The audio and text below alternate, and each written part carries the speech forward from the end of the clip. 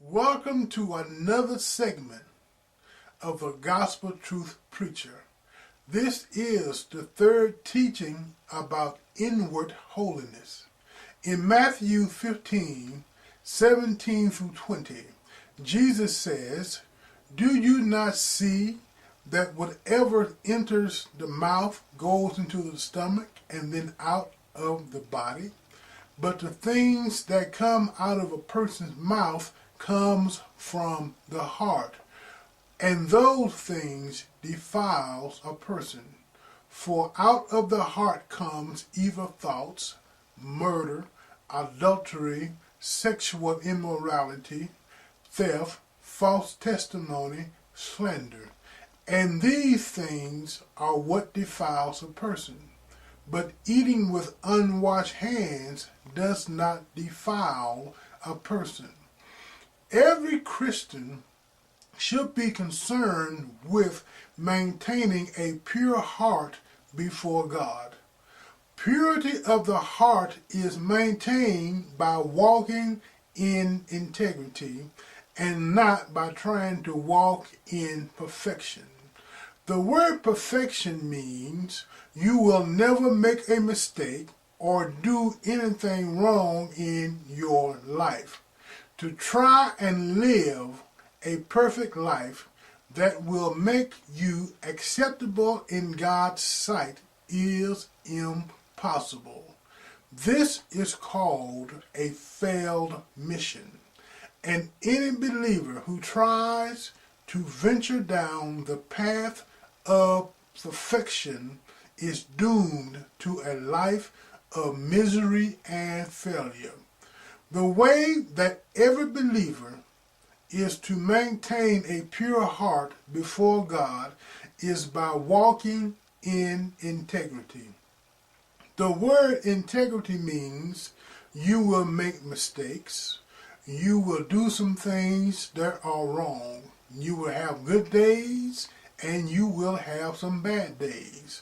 But integrity also says that regardless of how good or how bad of a day I am having, all I have to do is to honestly confess my sins before God. It is not sin that defiles the heart. It is the believer's intent to cover up sin that defiles the heart. To be a person who is a murderer, an adulterer, a practitioner of various sexual immoralities, a thief, a practitioner of false testimonies, a slanderer. You have to be a person who has the intent of living a life that will allow you to engage in a lifestyle that clearly conforms to one of the above sins. It is the intent to commit a sin that defiles the heart and not the actual sin itself. God does not place the burden of walking in perfection upon humanity because God knows that the burden of walking in perfection can never be fulfilled. However, a person can control the intent of the heart.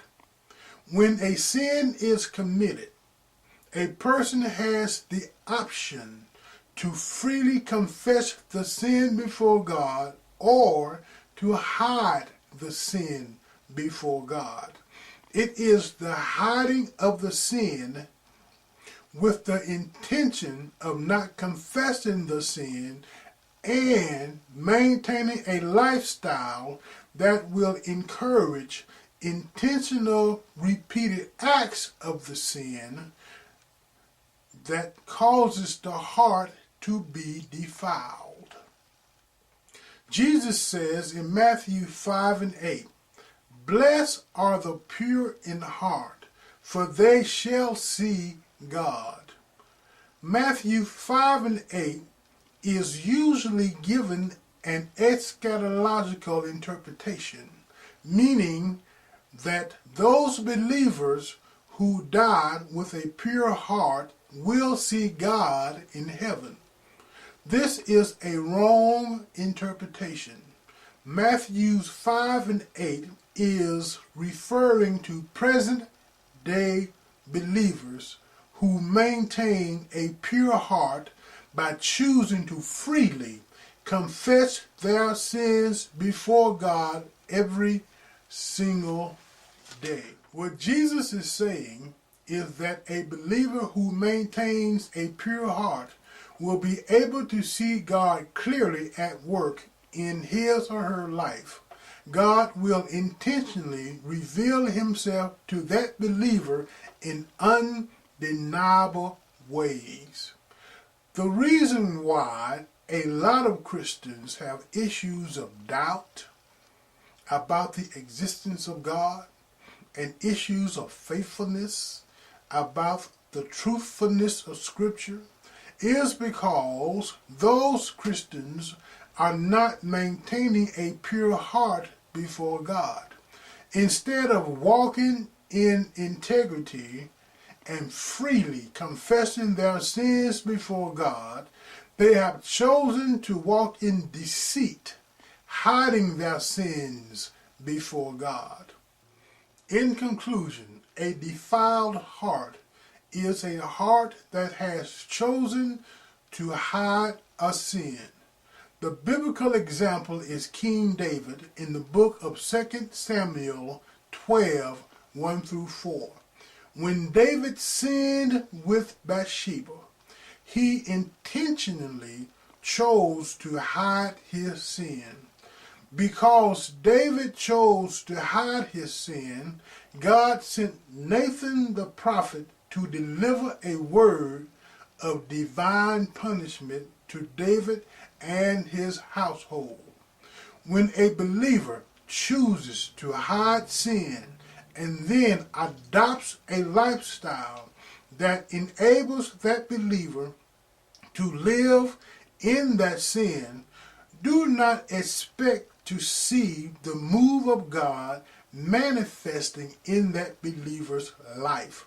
Such a believer will always have issues, questions, and discontentment reoccurring frequently in their Christian walk.